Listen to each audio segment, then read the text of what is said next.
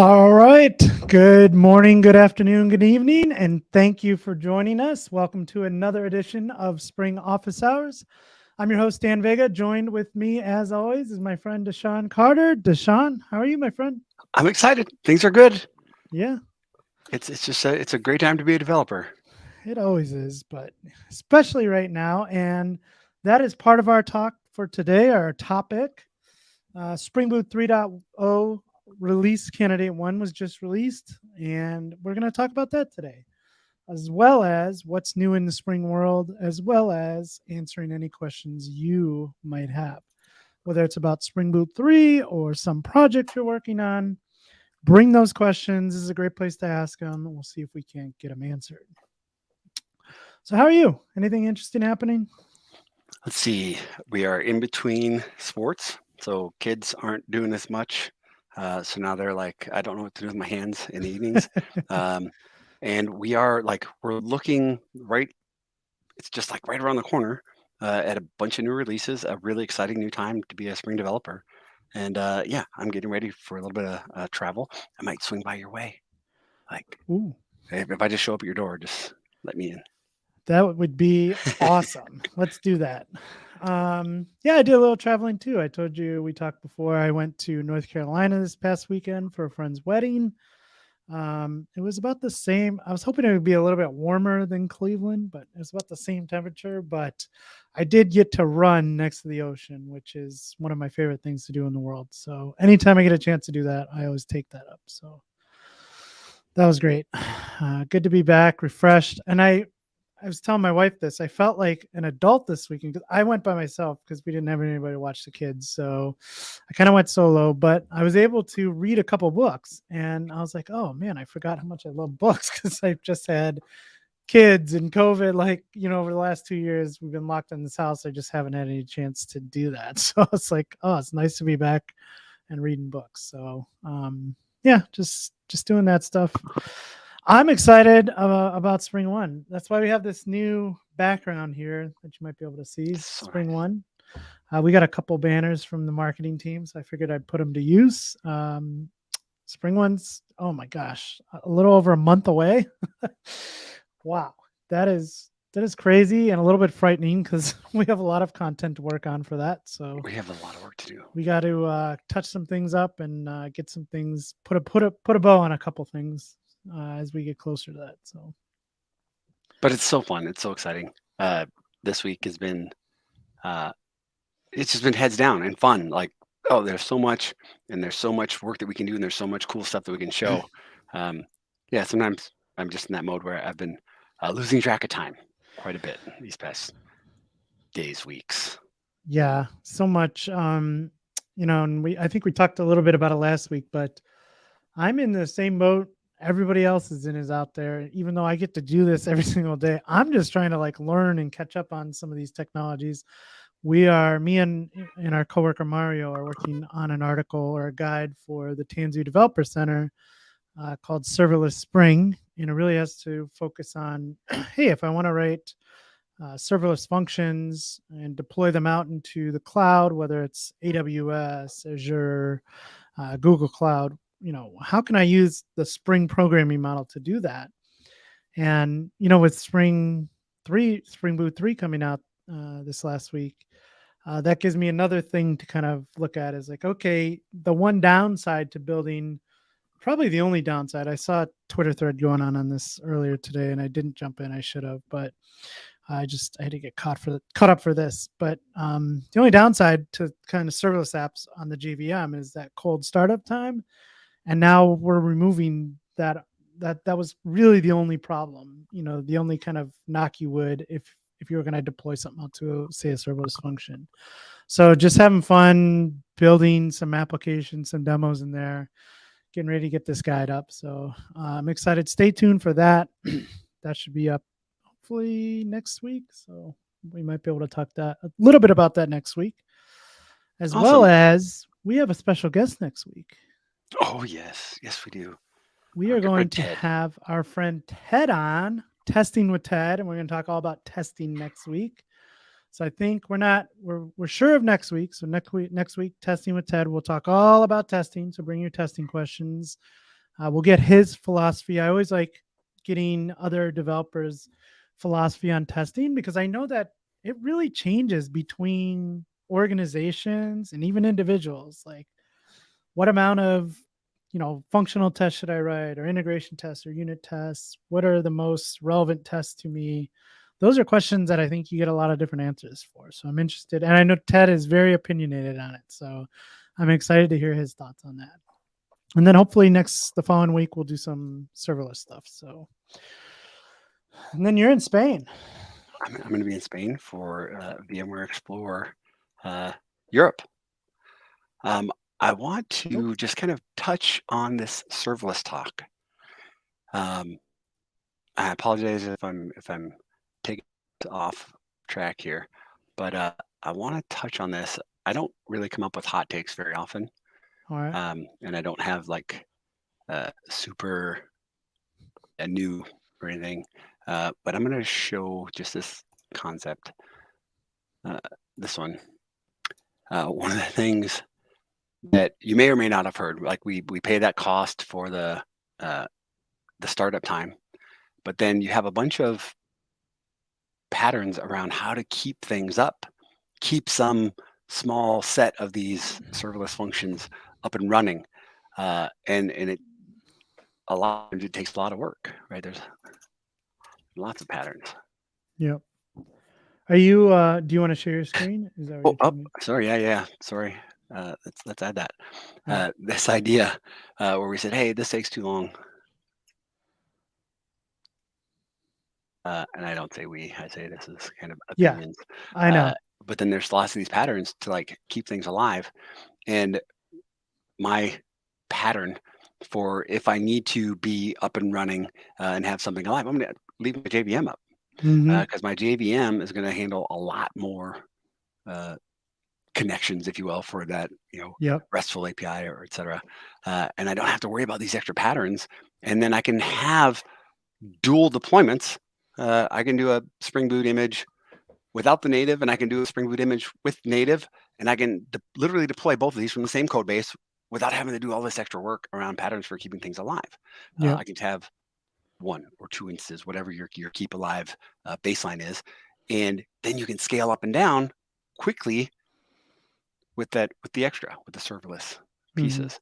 And it's not that big of a change versus, we got to convert everything to serverless and everything's got to be functions, and then you got to learn all these new things for patterns on how to keep things up and dealing with that initial load or the periodic load that comes and goes. This is a great way to handle that initial load and scale as needed. Yeah, and it's a great point because, again, serverless is kind of new to me. I've done stuff in the past, but, for the most part, especially serverless in Spring is new to me. And during my tests, I threw a bunch of load at these functions just to kind of see for myself what was going on. And as you said, the cold start was where the big spike is. But once it was running, like there's no problem running a huge, complex application, algorithms, everything on the JVM is fine. It's just that initial spike is what you do need to get rid of because that's part of the story with serverless, right? Like it's not something that needs to be running all day long, responding to requests. If it was, you would probably just stand it up as a normal application somewhere else, right? Yep. So yeah, that is part of the article that we're writing is understanding the why, the when, the what. You really have to answer those questions before you just say, okay, now I'm going to use this new technology. Yeah, and it's been around for a while. Like it's the things that are coming with Spring Boot 3. We talked about it last time. A lot of it is also because of all the advancements made with GraalVM. GraalVM has come a long way. And now it's really magical how the teams are actually working together. For those of you that went to Oracle Cloud World, that was last week. There's Java a lot of was too. Yeah. Java 1, Oracle. Those are kind of the same. They're both in Vegas too. Yeah. Yeah. I think they're the same thing. Yeah. So there's a lot of collaboration happening. There's a lot of cool things that are happening. For the community, by the community. It's funny you brought that up. I bring that up too. I told you part of my trip down was I was going to download a bunch of talks because I have the YouTube Red, so I can like download a video from YouTube and watch it on a plane or whatever. I did end up watching. There were a couple talks at Devox about GraalVM, and Thomas, his last name has escaped me, the lead of GraalVM. He had a talk on it, and surprisingly, he said that the JIT part of GraalVM is getting very, very close to native, performance. Mm-hmm. So they're starting to blur that line there, which is like really exciting. But anyways, I'll see if I can put that in the show notes. The talk, there's two talks from Devox. One from the Spring team, Brian and Stefan on AOT processing and how that works in Spring, and then from the GraalVM team and just how GraalVM works. Those two combined really kind of open up my eyes to a few things. Yeah, I'm gonna see. I got this one. This is the one from Stefan and Brian. I'll put that into the chat. And that's a good one to check out. But yeah, we talked about it a couple episodes ago. When I think of GraalVM, it is just a JVM. It's a JDK. You can use just like you're using Liberica or your other hotspot or whatever. And you have two modes. I can decide to do the just-in-time, the traditional approach, or I can do the ahead-of-time compilation. And there's like that trade-off, right, for development, and it's getting faster. You probably saw, the ahead-of-time compilation is getting much, much faster than it has been, especially if you've got one of the newer processors. But there's trade-offs, and for a lot of workloads, different JVMs provide different capabilities. It's just like, hey, I'm going to choose this cloud for this reason because it does this thing better. I'm going to choose this JVM, this JDK for this reason because it does this thing better for my workloads. And sometimes we take those things for granted. Like sometimes there is an actual reason to choose one versus the other. And yeah, it's worth the exercise to understand. And with everything else, the GraalVM option has just been improving. It has been better. Over the years, it's continuing to improve, and the performance is amazing. Yeah. All right, let's get, we have a couple of comments and questions. We'll kind of look at these before we get into the calendar stuff. So I wanted to touch on this one. Is it possible to get a code walkthrough from a beginner level about Spring Authorization Server? Yeah, so we can't do it today. That would probably take us 30 to 40 minutes. There's a lot involved in that. But the exciting thing about Spring Boot 3.0, RC1, is now that Spring Authorization Server has now hit 1.0 RC1, I believe, or will be. We'll look at the calendar in a second.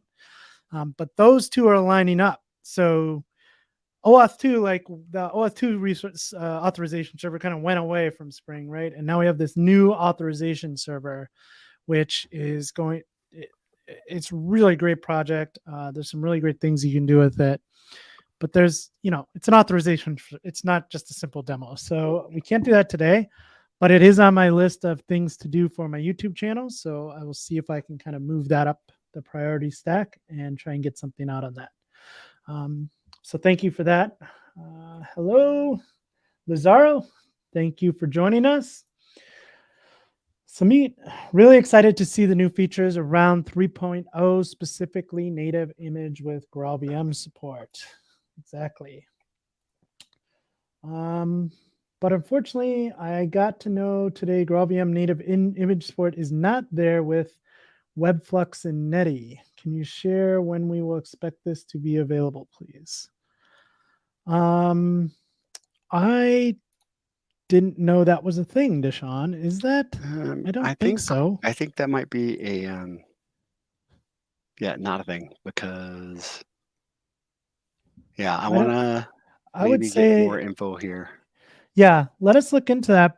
I have all the demos I've built for 3.0, at least on RC1. those are all Spring MVC apps. It's usually just my kind of default go-to. So I don't think that's the case. We'll look into that, but we'll take a look at that. To be honest, why do we use the serverless term where we actually do have server apps? Or am I missing something? I think I know. To back up, I think I know the answer on this one. Okay. It's not that the GraalVM native image support's not there. It's the build packs. It's that the build packs. Oops, I see. I think I have a. Yeah, it's the build packs issue. So it's not necessarily making the native image. It's making the native image with the build packs. And I have a little Twitter response here that I think I can. Do, so can we create a native executable without the build packs then? Yeah. Okay. I'll throw this in. Okay. But yeah, these are all things that are going to be coming. So yeah, the term serverless, as you know, does not mean there's no servers. In fact, you are just renting servers. Serverless just really means you don't have to care about the serverless. You don't have to provision them. You get these servers that are working and provisioned for you out of the box. All you really care about is the code that you're writing. And again, it's not for, like everything we talk about, it depends. It's not for every workload. So stay tuned for that article in this guide that we're putting out on the TNZ Developer Center for free. By the way, it really kind of walks you through like, okay, what is a serverless function? What are the different use cases for it? In there, we kind of lay out the 5 to 7 things that we think are really good use cases for that. And then we build a simple serverless function together and deploy it to something like AWS. So stay tuned for that. Hello, everyone. Hello. Our good friend is joining us again. Thank you. DaShaun, maybe you could take this one. Spring OpenFane under Reactive support section. However, that's a library maintained by a privately owned organization. I don't know the answer on this. Me neither. Please hold. Can you explain what is GraalVM and what will that allow us to do?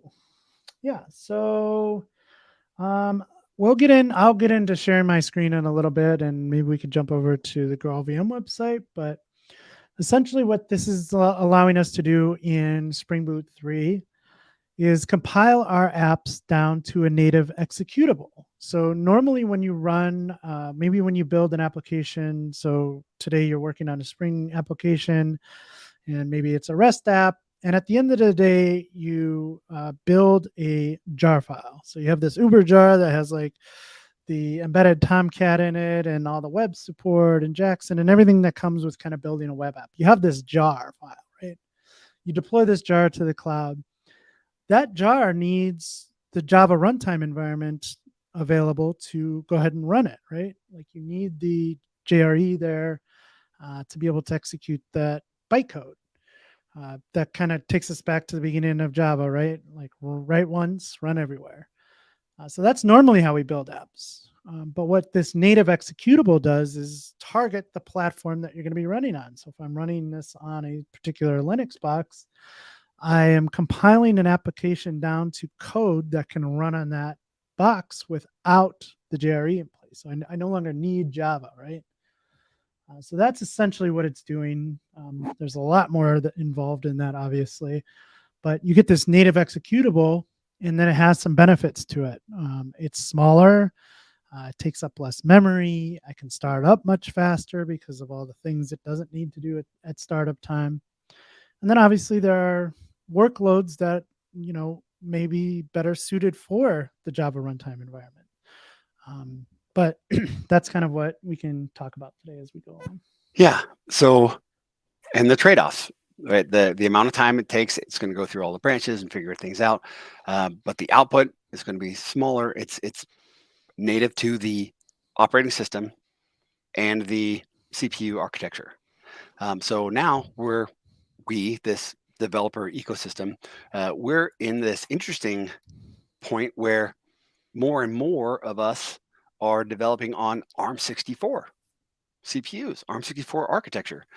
So already we're in this spot where, hey, maybe the thing that I want to deliver, I want to get the value out of that different CPU architecture versus that one size fits all with bytecode.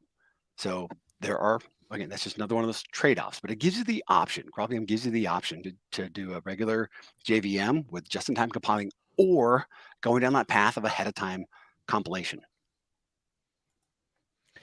Spring Boot 3, is it compatible with Java 8? Sadly, it's No. not. Well, I don't know that sadly, to be honest. No, it's we not. are on, you need to be running Java 17 to use Spring Boot 3. And again, I think this has been talked about over and over. At the time it was announced, it was a little bit aggressive. Hey, we're going to make you run at least Java 17. But as we sit here today, Java 19 has been released. Java 20 is already in the works. So we're already kind of behind. So no, you need to be on Java 17 to use Spring Boot 3. I like the way that Josh explains that. Is it's like, hey, we had to rebase in order to support some of these new features. In order to move forward with Spring, we kind of had to say, hey, we can't support all of these new cool things and continue to move forward unless we say, hey, instead of finding the workarounds and doing all the hack to make it work on these older JVMs, we had to keep moving forward. He does a much better job of explaining it, but it makes sense to me. Yeah, and you know, something he says a lot too is if you do nothing else, if you take advantage of none of the new features in Spring Boot 3.0, look at all of the gains you're going to get just by moving to Java 17. You're getting all the performance benefits, all the security improvements, patches.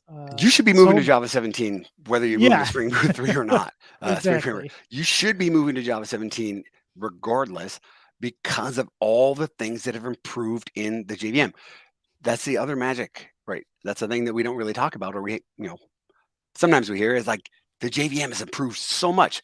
Just the difference between a simple hello world or your RESTful API, the performance that you get out of the newer JVMs is not trivial. It's very, very impressive. And for my workloads, the Graal just-in-time compiling is also a massive improvement over the older versions of Java. So you should be moving towards Java 17 at a minimum anyways. All right, so we had Spring Developer. Yeah, that was me saying like there's the difference. So gotcha. Let's revisit that. There, as of October 21st, when the RC1 came out, there were still 2 issues, and that's the link. There's still 2 issues that were open. I don't know the status. Clearly, we haven't had another release candidate, but I don't know the status as far as the snapshot goes. Where the build packs for image creation aren't working. But it's 2 issues that's going to be taken care of. It's not a long-term issue. There's also some changes with the newer release of GraalVM. So we're trying to make this as easy of a transition as possible. But yeah, it's just with the build packs. So yeah, the native compilation can still happen if you have the latest native image builder for your JVM. Cool. So yeah, just temporary. Another question here is what are the disadvantages of native images? One, the big one is the cost, that upfront that you pay, and you get 0 benefit from the JVM. One of the things that just-in-time compilation does is it can say, hey, I see that this workload is always going to perform this way, so let me ignore that code. At runtime, you with a native image, you get what you get. It's going to say, yep, it's static. It cannot change at runtime, and the performance will be consistent. On the JIT side, you can actually improve performance after you warm up, after you understand what's going on. So yeah, and just to back up, in case people didn't know what you were talking about, the upfront cost is to build the native image. So when you go into an app and you're ready to build that native image, That can take, a minute, minute and a half, 2 minutes, whatever, depending on the size of the application, the machine you're building it on. But again, this isn't something as a developer you're going to be working with all the time, right? Like, you're just writing your code, you're running it normally, you're testing it locally. When you push your code, probably have some CI CD pipeline that is going to actually build that native image for you and push it out to wherever it needs to go. Yep. Another one that we already discussed. So I'm going to pull this up. There is a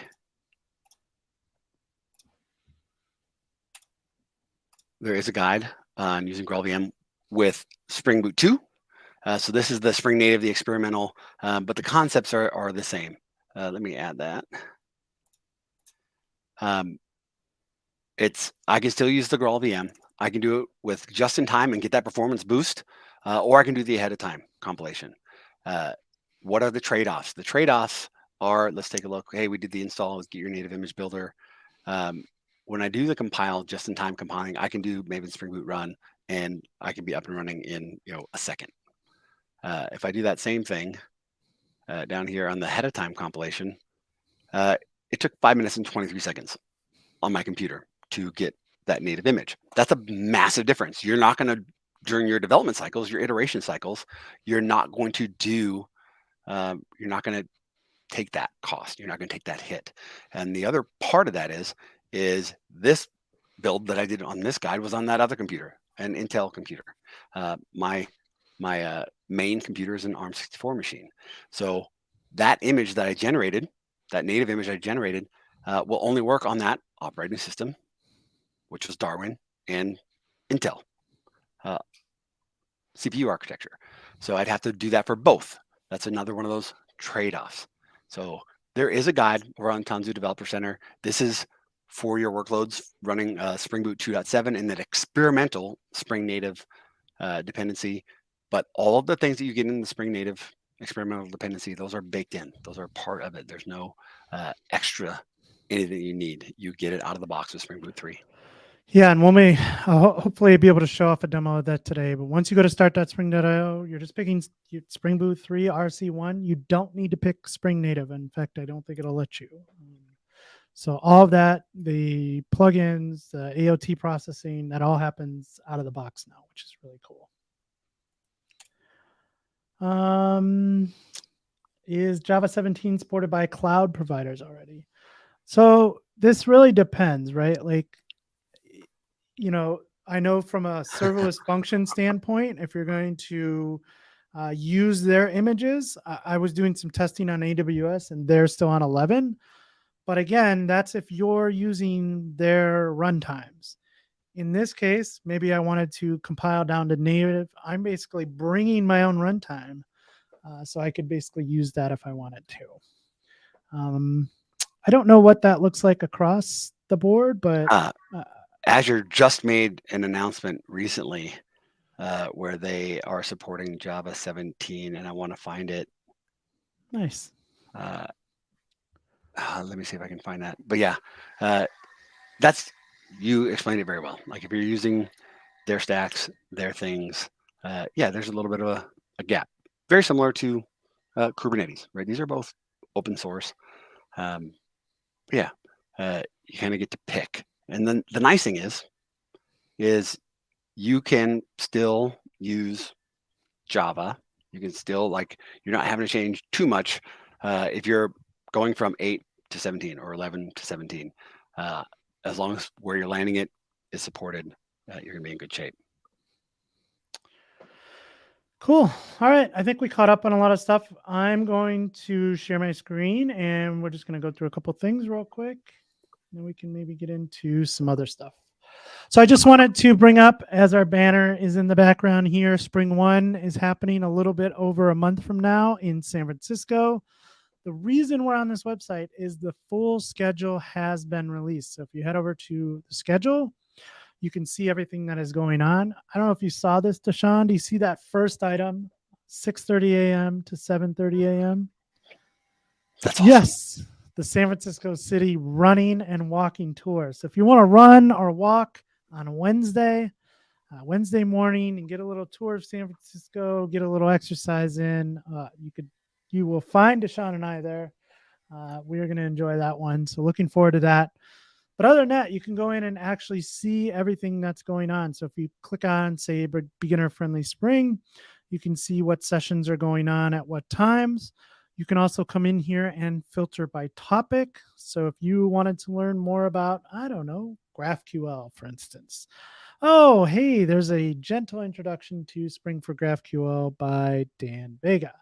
So you can go ahead and click on that and see what that talk is about. So the entire schedule is now up there. All of the speakers that we're going to have at SpringOne are there. And man, this is just a really, really great lineup. There's Thomas, VP of Software Development at Oracle and one of the geniuses behind GraalVM. So we're going to have so much content here. Go ahead and check that out. We will put a link in the show notes as well as a $200 off coupon if you're excited about that. Oh, I see we got some spam. That's always fun. Yeah. Sorry about All that. right. So next I want to go ahead and take a look at the calendar. If you didn't know, calendar.spring.io. This is a place where you can find all of the different releases for all of the projects in the Spring ecosystem. There's a little bit of a grid here. You can look at a list and just kind of find out what's going on in the Spring ecosystem.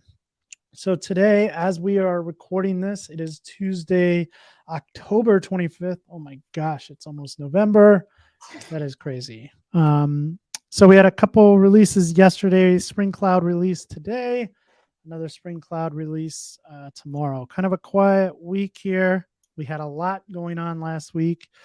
The big things, obviously, we got Spring Boot 3.0, RC1, Spring Framework 6, RC2, and then a bunch of projects kind of aligning with those releases, which is really great to see. So that's as far as the calendar goes. If you go over to the Spring blog, if you didn't know this was there, spring.io/blog. Spring Integration 6.0 RC1 is available. So if you are on that project, go ahead and check that out. Also, Josh does a really great job of This Week in Spring, kind of a roundup of what's happening this week in Spring, as well as the show. And then I want to talk about this one. So we have Spring Boot 3.0.0 RC1 available. So Phil kind of put this blog post out there just talking about the release. This release includes 135 enhancements, document improvements, dependency upgrades, and bug fixes. So this is really the first place, if you're kind of new to Spring Boot 3, a really great place to start. Obviously, one of the big features in Spring Boot 3 is the GraalVM native image support. This release also completes our migration to the Jakarta EE9 in our baseline upgrade to 17. So those are two base upgrades that we're going to take a look at. Again, I'll create a project here in a little bit and we'll see that in action. This is really exciting. I think the Jakarta stuff is a little bit kind of flying under the radar. Not many people talking about it, but we've talked about it before. What I'm really excited about is now that this project has moved over and we are kind of baselining on Jakarta now. So that's Jakarta E9. Jakarta E10 just came out, I do believe. So we'll move to that at some point. But now this code base that's kind of been sitting around stagnant for a while is starting to get some love and some attention, and we'll see some features kind of come out of that. So we as Spring developers will get a lot of the benefits there as well. So great place. Go ahead and check out the release notes if you want to find out what's going on. This, so here's some of the things going on in, somebody brought that up earlier. Unfortunately, using buildpack doesn't just work with applications that use Netty. So this is a great place to kind of look at some of the comments that are coming out of this to see what's going on. With that, it will link to the documentation for building or developing your first native application. So it walks through like, hey, here's what a simple application looks like. Here's the command that you can run. So you're switching on to a native profile. You're using the same Spring Boot Maven plugin or Gradle plugin. The goal is the same as before. Hey, we're just building an image, and that will go ahead and build your native image for you. So some great documentation around GraalVM native images if this is your kind of first foray into that. So with that, we have start.spring.io, one of our favorite places on the internet. One thing that I noticed, and I saw a bunch of people commenting on, if you notice, Gradle is now by default selected. I saw a bunch of people either happy or angry about this. Anytime you change something, people have very one-sided stances on things. So if you don't want to use Gradle, you can use Maven still. Just a click. So we're using Java. We're using Maven. You want to pick 3.0 RC1 here. Fill in the information about your project. Again, the defaults here is 17. We want to make sure we're on 17. I'm going to build just a simple application here that uses web.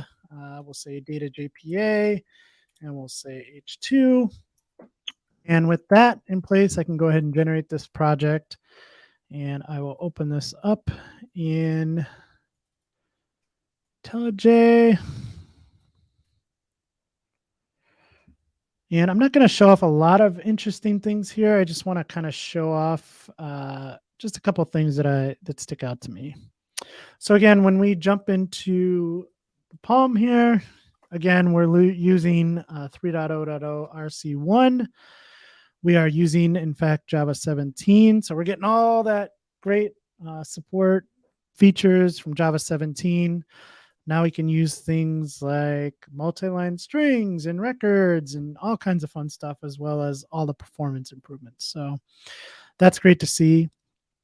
Another thing I want to point out here is if we go in here, let's just create, let's say, a new Java class. Let's say we were creating a new model. Maybe this is like a blog API that we're building out. So I'm going to go ahead and create an article class. And in this class, so this is a Spring Data JPA application. So we might mark this with @entity. And as you can see right away, we are now using the Jakarta package. So if we go ahead and drill down into that, we can see Jakarta.persistence. And then all of the things that we're used to being in that Java X.persistence package are now over here in Jakarta. So if you're straight upgrading an application to 3, moving to Java 17 and Jakarta as the baseline is something you'll have to worry about. But as we've talked about exhaustively, everybody in the community, that shouldn't be a big deal. And actually, IntelliJ, if you're using IntelliJ, will help you with that migration. So cool. Once you have that in place, you can say @ID and @generated value, private integer ID. We may want a title. We may want a slug. And we'll need a couple constructors. We need a no-arg constructor. We need a all args constructor. Actually, we don't need an ID. We would probably generate that. And we can go ahead and have getters and setters. I love Spring Data JDBC right now because I can use records with that. But the ID does a lot of this work for me. So here we go. I have this new article class that represents a single article in our application. And again, we're using that Jakarta package. Now I can come in here and create let's just put this in another package called the repository. And in here, I'm going to make an article repository. I don't know why I have problems spelling this all the time. This is an interface, and we've talked about this before on the show, but this is another one of my favorite little features is we used to extend from the CRUD repository. Now in 3.0, we have a ListCrud repository. And all that changes is it gives us the CRUD repository, but it gives us a return type of list for things like find all. Instead of working with an iterable, I'm working with a list of something, in this case, a list of articles. So I can get a list of articles back. So I can say that this is an article and this is an integer. So now let's go ahead and just create a simple article controller. This is a REST controller. This is a request mapping with /API/articles. And now if I want to go ahead and get a list of those articles back, I can. Say return null. I need an instance of that repository. So I would say article repository, articles, and add that as a constructor parameter. And now I can just say articles.find all. That's my app. I should be able to go ahead and start it up. And if we were to go ahead and insert some data, let's go ahead and do that just for fun. So I'm going to insert some data here. I'm going to use a bean of type command line runner, and I'm going to get an instance of that article repository in here. And inside of here, I can now use, I did do that. Oh, it doesn't like that, huh? What did I do wrong here? That is a command line runner.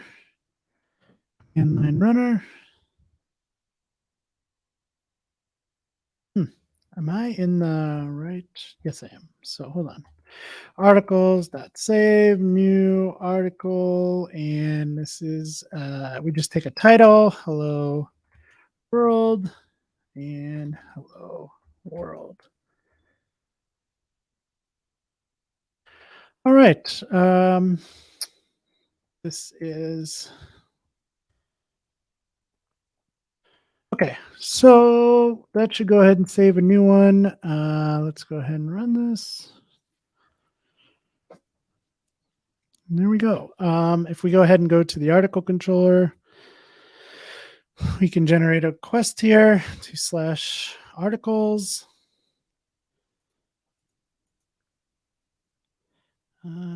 This is,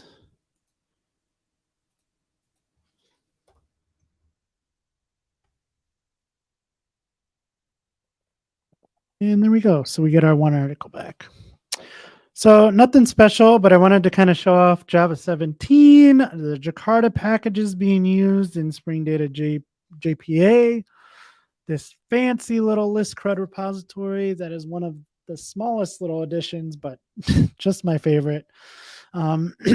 Really nice to work with, so that's cool. So once you have this, if you wanted to, we're not going to watch me build this entire thing because, again, this is going to take some time. But if you wanted to, you can come in here and run maven-p for, hey, this is the native profile. So I want to say, hey, go ahead and switch to the native profile. Again, we're still using the Spring Boot Maven plugin or the Gradle plugin. And in this case, we are running the build image goal. So that will go ahead and do all of the things. I probably should have skipped test there too, but this is going to go through and build that native image for us. And maybe we can chat while that happens, but I don't think we want to watch me do that. Viewers from all over the place. I am trying to install the latest version of the JDK, the native image build kit. I was hoping to run through a quick demo of using the GraalVM ahead of time compilation with Spring Boot 3. But as I mentioned before, I have an ARM and an Intel, and neither one of them are cooperating. So please. That is important. That is important to note. It says this in the documentation. If you need to have the GraalVM JVM installed. So if I look at, oops, I don't know what's going on with my keyboard. Java version, you can see that I am using the GraalVM 22, which actually we also need 23, which is going to maybe cause me some issues on this computer. So you do need the GraalVM JVM install because it is going to run this command, this GU. And this is what you get out of the box with the GraalVM JVM. So yeah, again, that's in the documentation. If you go to that blog post that we referenced before, it links to the new section in the reference documentation to explain what you need to kind of get started with this. We have been waiting for it. We've had the early access to the kit, but most of us that are switching between versions for different architectures and platforms, we're using SDK-man. It's not an SDK-man yet, so you got to do a different install, and you got to clobber all of your SDK-man fanciness. So yeah, we've been waiting. We saw the announcement, or I saw that there was going to be an announcement from one of my new favorite people. Where is it? SDK-man just makes our life so much easier. Yes. But yeah, things are moving.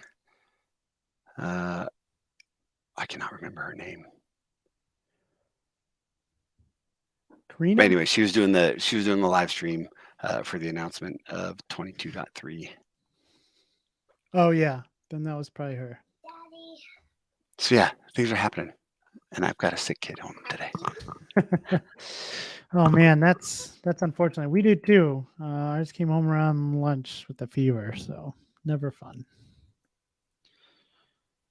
All right. What other? Here's what I want to see. I want to see. I can come up with something magical for this, right? Like, I want to see you that are watching. I want to see you take a screenshot with your IDE next to your Spring office hours. I want you to take a screenshot. Show us what you're working. Show us that you're watching. Show us what you're working on. And I want you to put that out on Twitter, and I want you to do hashtag Spring office hours. This.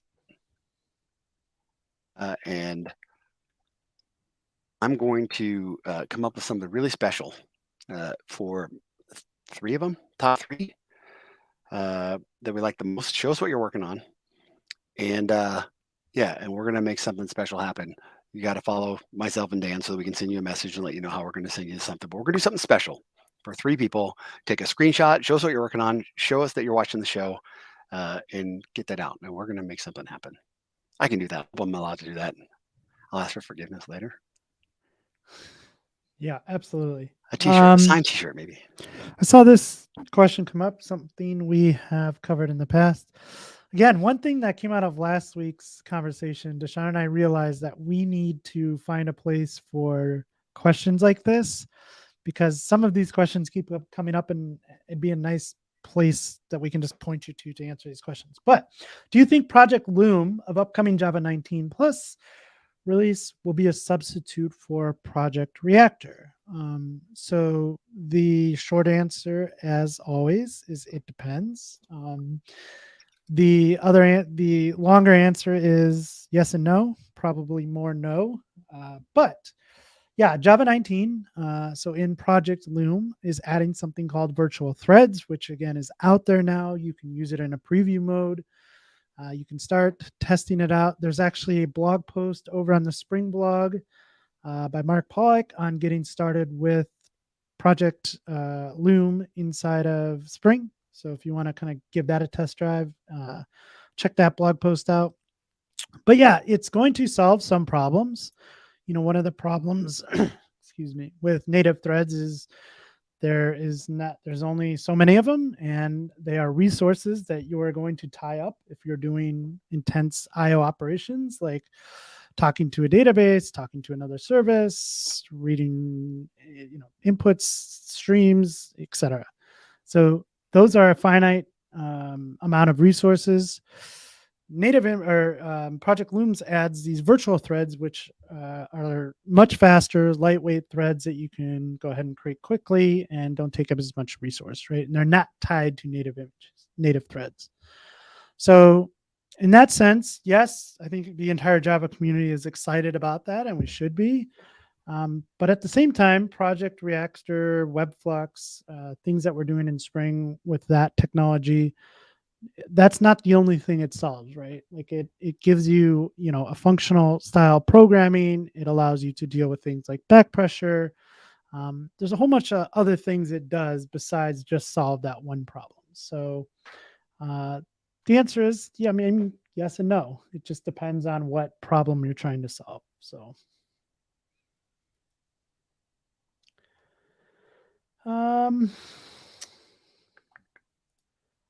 use GenV to switch between Java versions on ARM. Cool. Nice shout out there. Yeah, that's similar to like the Python env, where you can say, hey, I just want to switch. SDKman has a similar feature where I can put my, I think it's like SDKman.SDKman.conf file, and I can identify, hey, when I'm in this project, I'm using this JVM. When I'm in this project, I'm using this other. Again, Yep. the value of understanding what the JVM is doing for you and which project you're using, and you can actually bundle those in with your projects and make it really, really easy for somebody else that's using SDKman to get started and make sure that they have the right JVM. Yeah, and that happens for you out of the box when you use something like IntelliJ on this one project. I'm using Serverless and I'm using Java 11 from Amazon. Whereas on this one that I'm working on today, I'm actually using GraalVM's 22.3 or whatever. So yeah, it's in the day and age that we live in with all these different flavors of the JVM. It's important to understand how to kind of switch between those. Yeah, that one. I think we're adding the same one. Yep. Place for FAQ that's easy to point to, maybe GitHub Pages project for office hours with discussions, questions under the project structure. Yeah, I was thinking something right along those lines. In GitHub now, under a particular repo, you can have these things called discussions, and you can have different categories for discussions. Like, hey, this is a question, so here's Q&As. And here's maybe a content discussion. Like, hey, I'd like to see some content on this. That's what I've been toying around with. So we're working on it. We'll get something together here soon. Yeah, I don't want I would say probably after SpringOne. We don't want to rush something out. So we're just kind of playing around with some different ideas and hopefully we'll get something out. We don't want it to be separate. We don't want to have a bunch of content that's just from the Spring office hours. We want all of it to be shared upstream. Find a nice place for these things to happen. For the Spring community, for the people that aren't showing up for office hours. We want to make sure that all that's getting shared. Yep. One of the other nice things about the show, it's really like continue to move on, and it's exciting. It's one of my favorite things that I'm looking forward to each week. Is we're not doing the R&D. We are testing. We're trying to learn. We're trying to figure out how to explain and teach these concepts that are coming from the amazing team that's developing Spring and doing all the work. But this office hours, your questions are being seen. We have people from the Spring team that are here. Sometimes they're answering questions. So come bring your questions. If you don't ask your questions, we don't know what you're struggling with. And yeah, we want to help. We're here to help. We're here at your service. We want to help you. So do bring your questions. Let us know what you're working on, and hopefully we can help. I don't have all the answers. Dan's got way more than I do, but we both have Slack. We can get to the answers.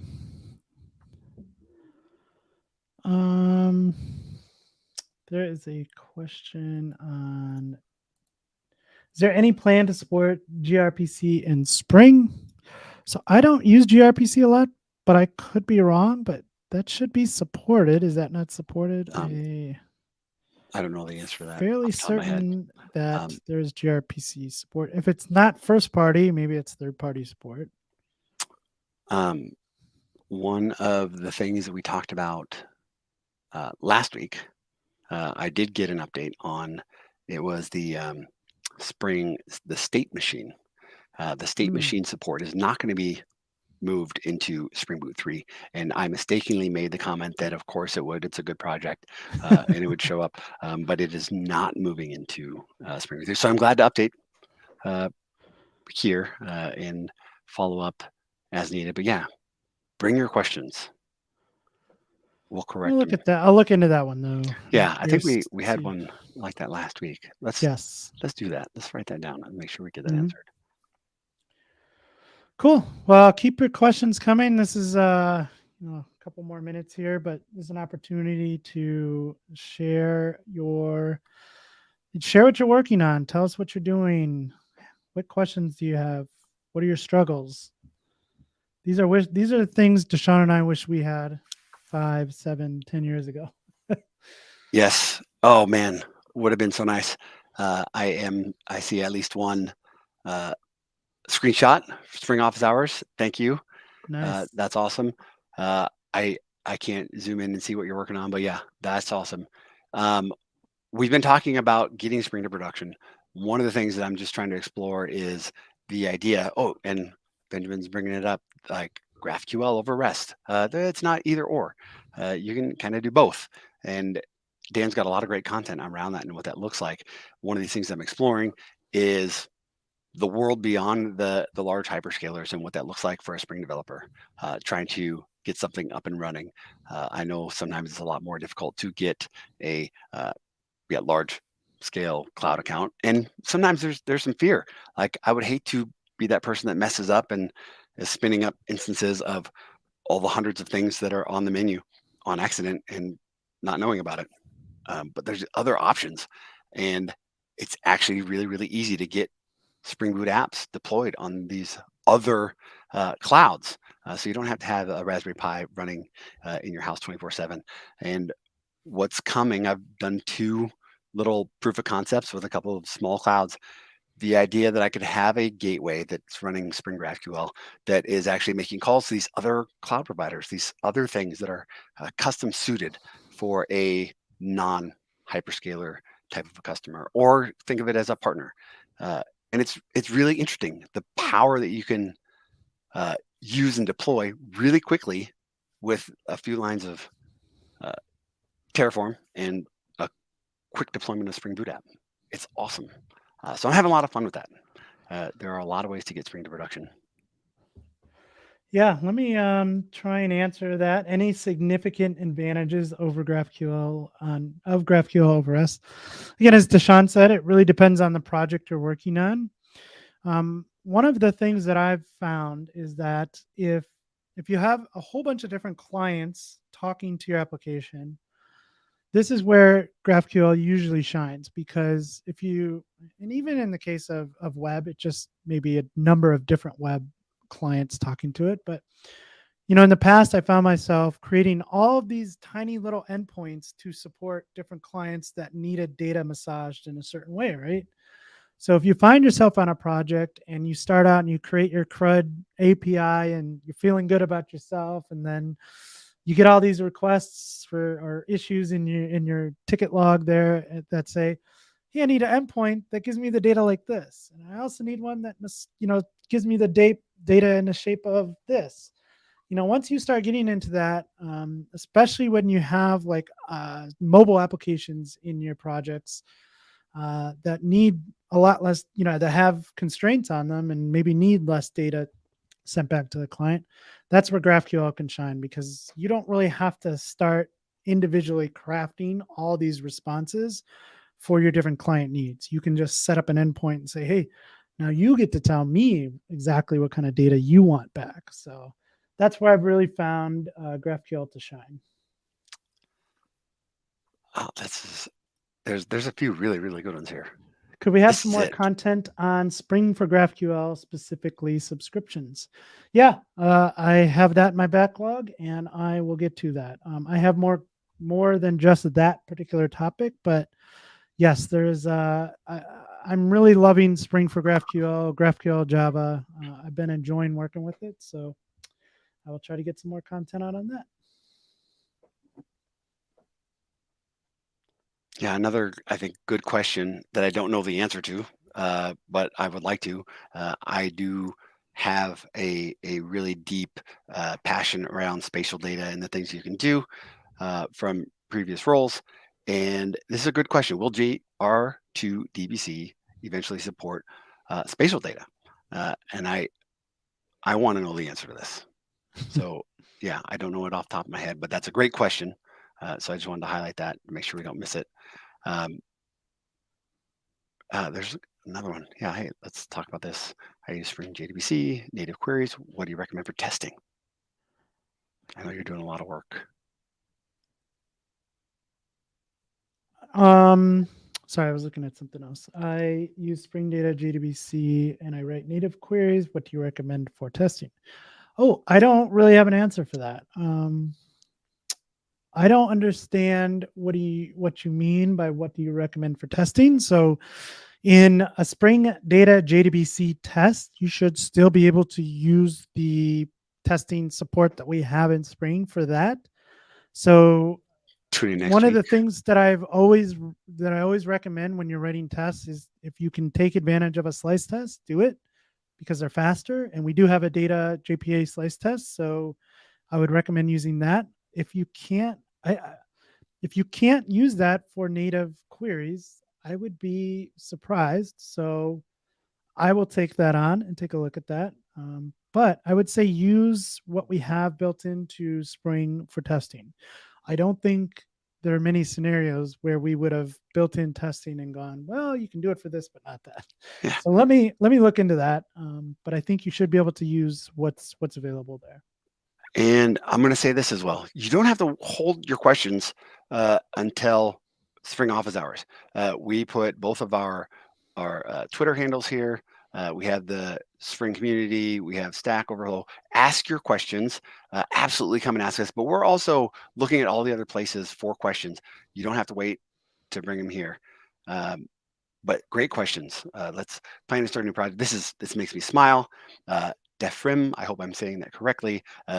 Reach out to me. I would love to help move you along in this path.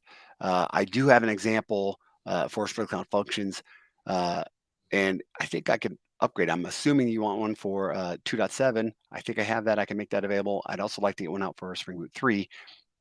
I'm going to make that a top priority for you. I want to help move forward in this direction. And this is right up what I'm working on right now. So there is, if you look at the Spring Cloud Function samples project, there are samples in there. And I believe one of those is, you should be able to just switch over to 3 and use. I'll have to double check on that as well. But I would say in the next week or so, pay attention to my Twitter handle. I will get this article out. And part of that is me kind of playing around with, pushing out some type of native image for that as well. So good stuff. Thank you. Should a microservice call another microservice from the same project directly or through a gateway? I think I need a little bit more info here. Yeah.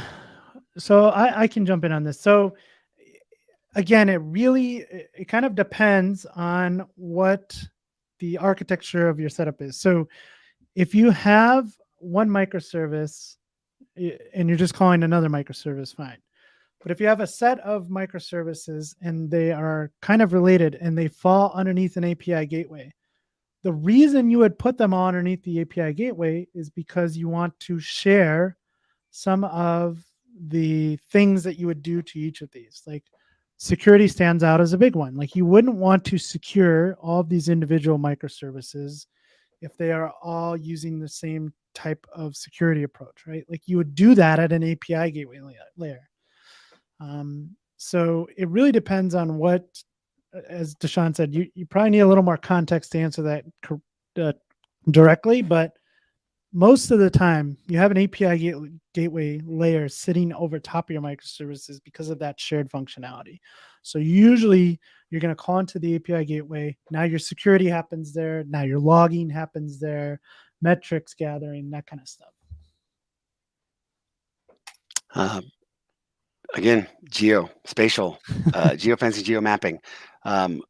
Yes, there's cool stuff around that. It kind of depends on what you're using. What is your backend, and we can help. Reach out. Let us know what you're working on. This is David. Let us know what you're working on. What's the backend? How can we help? Give us a little more a sense of what you're doing. Most of my recent experiences around using Redis, and it's geospatial. I like things fast. So I'd be happy to help there. But yeah, let me know more and we can definitely jump in. Yeah, and I think this is another good opportunity. This is why I'm really leaning towards something like a GitHub discussion, because somebody can post this question. Then we can like extract more content. Maybe you have a Git repo somewhere that we could take a look at and the exact problem you're having. So for that reason alone, that's what I'm leaning towards. And I am going to come back to this video tomorrow and pull all of these questions out. So we are going to get some of these saved, and we'll come back to some of them. Yeah, I still like, that's just a fun, like, hey, how would you tackle this? Well, I might tackle it a little bit different. It's always fun. Yeah, and if we can have some offline discussion, that would be, I think, valuable. Yep.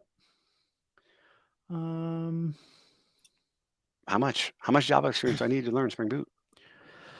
Yeah, I mean, you just need to understand Java. Just as much. You have to have that foundation. So everything we do in Spring is built on kind of our knowledge of Java. So, I would say beginner to a little bit more than beginner. I'd say again, it really depends on what you're building too, right? Like if you just want to build a simple REST API, we could probably get you through that. I think back to when I started my career and I started doing Java, like the things that I knew, how much I knew, it took me a long time to understand to kind of get to that 200 level. Oh yeah. But if I had Spring Boot way back when, I would have been doing the stuff, same knowledge, but I would have been delivering more faster going down the Spring Boot path. And I'm jealous that people that are new to Java, people that are new to Spring Boot, it is so easy to get things done. Yes, there's lots of learning to be had, but you can get things done really quickly. And I think you could kind of climbing on top of being a beginner, you can learn a lot more Java by building Spring Boot applications. So you come across these things. Hey, there's an annotation here. What is an annotation? How does that work in Java? Now you can go explore that and learn a little bit more about that. What are these functional interfaces? What are this functional style programming I'm seeing here? So yeah, as long as you have that foundation, then you could start to try to build something. Maybe you'll come into some roadblocks, but that is probably the best way to learn. You build something, you fail. Let me learn about this other thing that I just got caught up on. Awesome. I know that we are over time. Questions are amazing. Thanks everybody for joining.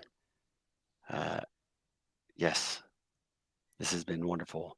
And next week, we have our good friend Ted Young, Jitter Ted is going to be coming. We're going to be testing with Ted. So testing with Ted. Oh, I'm so excited about this. Ted is an awesome live streamer. We'll get his Twitter, his Twitch. We'll get those together and share those out. He's an awesome live streamer who builds projects on live streams, and a lot of what he does is, he focuses on testing. He does a lot of TDD work with Ted. So yeah, I'm interested in talking to Ted. Like I said, philosophies around testing. I have some good questions ready to go already. Oh, and there he is. Woo-hoo. Looking forward to it, Ted. So that's already up on Tanzu Developer Center. If you go over to Tanzu Developer Center and click under TV and go to shows and find Spring Office Hours, you will see that episode is ready to go. So testing with Ted next week. We're excited about that. Thanks for agreeing to join us, Ted. Looking forward to it. DaShaun, your YouTube channel, please. I will. I'll do that. Yeah, I'm new to this. I'm learning. But yes, there is a YouTube channel. I am pushing out content, but a lot of mine is it's really kind of rough around the edges. It's nowhere near the professional, crisp, high quality content that you deserve, that you can get from Dan. I'm learning. I'm still in that process. But yeah, I would appreciate any support I can get over there. I like to do things live and kind of show the learning process along the way. So yeah, I'm a fan of live streaming. You'll see a lot of that on my channels. All right. So before we get out of here, I just want to mention last week we talked about Spring to production. We have a repo there that is getting some issues added to it. I have not abandoned that. Just been a busy week. And again, we are getting ready for SpringOne. So a lot of our focus is on that workshop that DaShaun and I are building for SpringOne. I have a GraphQL talk at SpringOne. So if you're going to be there, please check those out. But I have not forgot about the Spring to Production. We still have a lot of content to talk to you about that. And again, we are working on a way to kind of save a place where we can push all of these questions to, not only to refer back to later, but we can start discussions about some of these things and maybe come up with content based on them. So with that, thank you for joining us today. It was another great office hours. We enjoyed the questions, appreciate your feedback, and we will see you next week. Does our background have the registration, the SpringOne info? We should probably like throw that up there. We will need to get that up there. Yeah, like again, $200 off with our code. So we will get our code. Another way you can get it is over on my newsletter. I believe that's up there. Show that real quick. Let me grab the code, because if anybody deserves it, it's the folks that are coming here, bringing the great questions. Yes. Where is? I'm looking at your site because I thought it was the easiest. I thought it was on the front page of your site. Probably right down on the third one.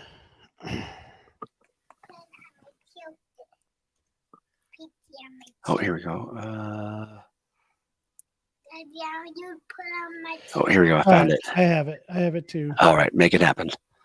Because you deserve it. You deserve that code. Here's the code. $200 off. Who doesn't like free money? So use that code if you register for SpringOne. You get $200 off. Again, it's a little over a month away. I can't wait to, I'm really excited to present there, but I'm really excited to see everyone there back in person, the hallway track, just getting to talk to so many special people, so many talented developers.